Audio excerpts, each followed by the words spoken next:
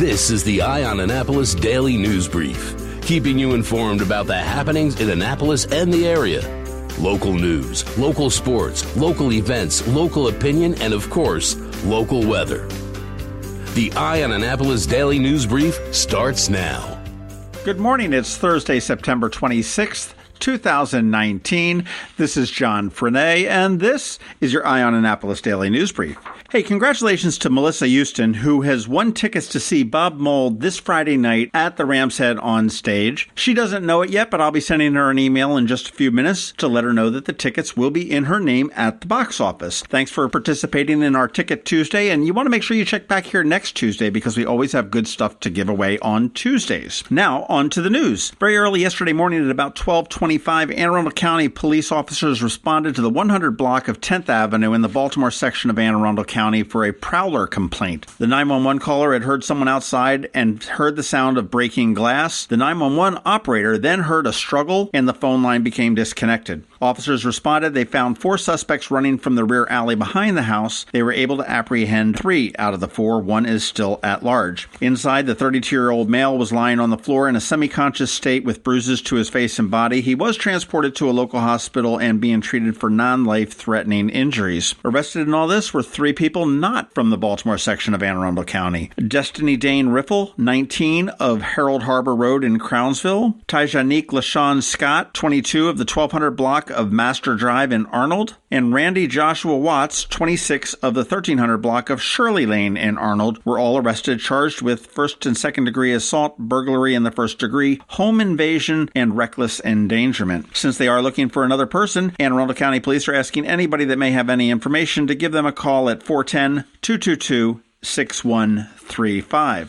On Tuesday at about 7 p.m., the Anne Arundel County Police Department received a call from the Prince George's County Police Department in reference to an assault. It seems that an off-duty Prince George's County police officer assaulted his girlfriend at his address here in Anne Arundel County. She called the Prince George's County Police Department to report the assault, and they in turn turned it over to Anne Arundel County. Through the investigation, they found out that Stephen Davis, 31, of the 8300 block of Cloud Street in Laurel, headbutted the victim, bit her, and struck her with his firearm. And in addition, he also made death threats to the victim while holding the loaded gun. Davis has been charged with first-degree assault, second-degree assault, and reckless endangerment, as well as the use of firearms in the commission of a felony. He is currently being held on a no-bond status until his preliminary hearing on October 21st. And in a delayed report out of Anne Arundel County Public Schools and the Anne Arundel County Police, they have charged a school bus driver from Edgewater with driving while under the influence of alcohol. That driver has been identified as Angela Cassidy of the 3800 block of Ponder Drive in Edgewater. She was found slumped over the wheel of the bus along Route 100 near Oakwood Avenue on September 18th at about 6:10 p.m. Now, there were no children on the bus. She was driving for the Monarch Academy in Glen Burnie, and a trial date for her is set on December 18th. But I do want to point out that school buses are not owned or operated by Anne Arundel County Public Schools. They are contracted. This particular one was owned and operated by Lonergan Bus Charter, but the school system did say that the driver was no longer eligible to drive for the district. In a follow-up to another story that was a little bit delayed in coming out from Anne Arundel County Police and Anne Arundel County Public Schools, the Capitol is reporting that both the county schools and the county police have closed their investigation into the racial slur that was hurled at a player during a football game between Arundel High School and Severna Park High School on Friday the 13th of September. Schools and police were unable to find any additional witnesses who could identify a specific person who uttered the slur, and according to county school spokesperson Bob Moser, the school system did conduct an investigation that involved interviewing players, coaches, athletic departments from both Arundel and Severna Park, and the principal from Severna Park made an announcement at school as well as meeting with the football team. Moser said the investigation is closed unless someone comes forward with more information.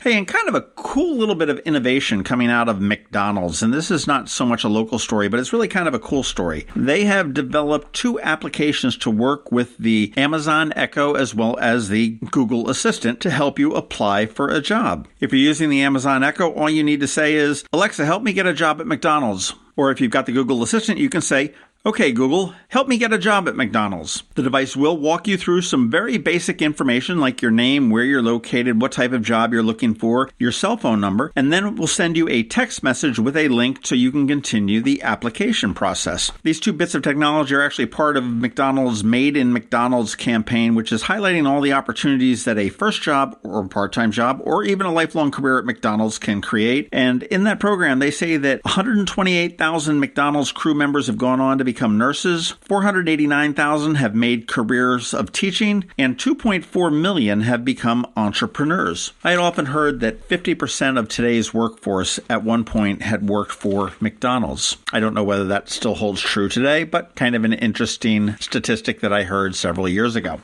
All right, that does do it for the top news today. Please make sure you're checking out eyeonannapolis.net throughout the day because we do update it throughout the day. We don't know what's coming down the pike. It is Thursday. You want to hang tight. We've got Trevor with your Annapolis Makerspace Makers Minutes. And of course, like we have every day, we have George Young with your local DMV weather forecast, and he's coming up in just 1 minute.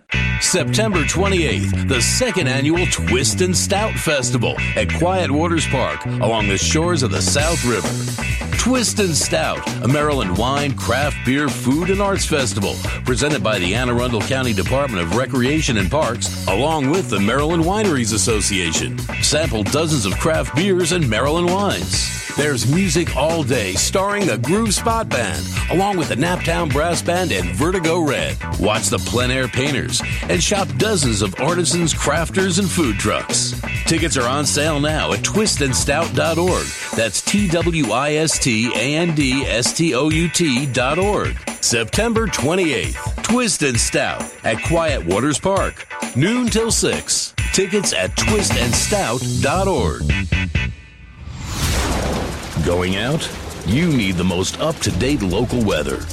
Here's George Young from DMV Weather in Annapolis with today's forecast. Hey everyone, this is George with DMV Weather, and this is your Eye on Annapolis forecast for Thursday, September 26th. Another day today with more sunshine and mid to upper 80s on tap for the Annapolis region, along with a slight chance of PM showers and storms as another weak cold front moves through from the west, which will help drop temps back down into the 77 to 84 degree range for highs tomorrow, though that cool down will be short-lived as more sunshine in the 80s are expected throughout the upcoming weekend. So make your plans now to get out and about for another nice summer-like weekend throughout the entire mid-Atlantic region. And of note, if BWI Airport does not record any additional rain today through Monday, it will be the second driest September on record, with records for the Baltimore region going back to the late 1800s. Okay, that's it for today. This is George Young of DMV Weather. Make it a great day out there, and be sure to get our free app on all of your devices by searching for DCMDVA Weather in the Apple or Google App Stores. And also follow us on Facebook and Twitter and on our website at dmvweather.com so you can always stay weather informed. When a ring from the United States Naval Academy comes into Zachary's for a center stone, it always makes us wonder, where's this one going? Where's this one been? A nuclear sub in the North Atlantic, a carrier deck in the South Pacific, the moon? 52 astronauts are Academy graduates, from Iwo Jima to Okinawa, Corregidor to the Coral Sea, Midway to the Persian Gulf, Congress to the White House. These rings go where America goes. 73 that went to war were awarded the Medal of Honor. But wherever they go, wherever they may serve, our admiration goes with them. Zachary's. Online at zacharysjewelers.com. More than a jewelry store, a jeweler.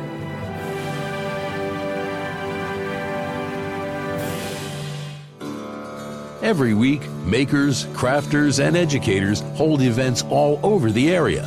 Highlighting some of those, here's our Maker's Minute, brought to you by Annapolis Makerspace.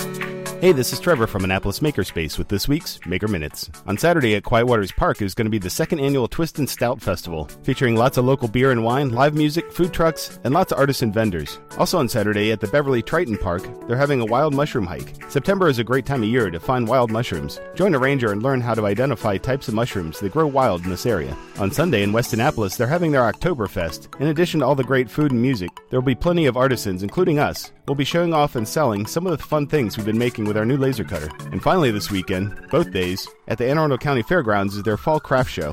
This week at the Chesapeake Children's Museum. On Saturday, they're having their Kunta Kinte Festival down at the City Dock. On Tuesday, they're having a fundraiser at Chipotle, where 33% of your purchase gets donated to the museum. And be sure to check out their regular weekly Creek Critters, Art and Story Time, as well as their baby and toddler playgroup. At Whole Foods in Annapolis, tomorrow they're doing Let's Make Pizza with a Neapolitan chef. Join Chef Alba and learn how to make handmade pizza dough. Get tips on cooking in your home oven if you don't have a pizza oven, as well as learn about different kinds of pizza, such as Neapolitan, Turkish, Stromboli, Sicilian, focaccia, and dessert pizza. And on Tuesday at Whole Foods is their Half Pint Kids Club. They're making scary apple bites this time. At Ray of Light Studios this week, on Tuesday they're having their Girls with Graphite workshop. For girls who love to sketch and doodle, you'll learn how to take your drawings to the next level, making them sharper, cleaner, and more realistic. This class runs every Tuesday night in October from the 1st through the 29th. This week at Maggiano's Little Italy, on Saturday they're having their Kids Making Meatballs and Marinara class. Your little sous chef will work with the Maggiano's chefs to learn how to build their own Maggiano's meatballs and famous marinara sauce. Kids will receive a chef hat, an apron, to take home with them. And after 8 classes, they'll receive their own monogram chef's coat. The class is preceded by a family-style breakfast, as well as Bloody Marys and mimosas for the parents. This week at Art Farm in Annapolis, tonight their stop-motion class for ages 10 through 15 has its first of 8 sessions. The kids will learn how to work in teams to create a short stop-motion-based film. On Monday is the second session of their street art, graffiti, and public art class for ages 11 through 15. Learn to paint in the styles of famous street and graffiti artists, experiment with different mediums including sticker making, graffiti lettering, stencils, street installations, and more. And on Tuesday is their Art Foundations class for ages 6 through 8. This is the second session in their 8-week class, where kids will hang out in their downtown art studio and work on creating art as well as learning how to express themselves visually.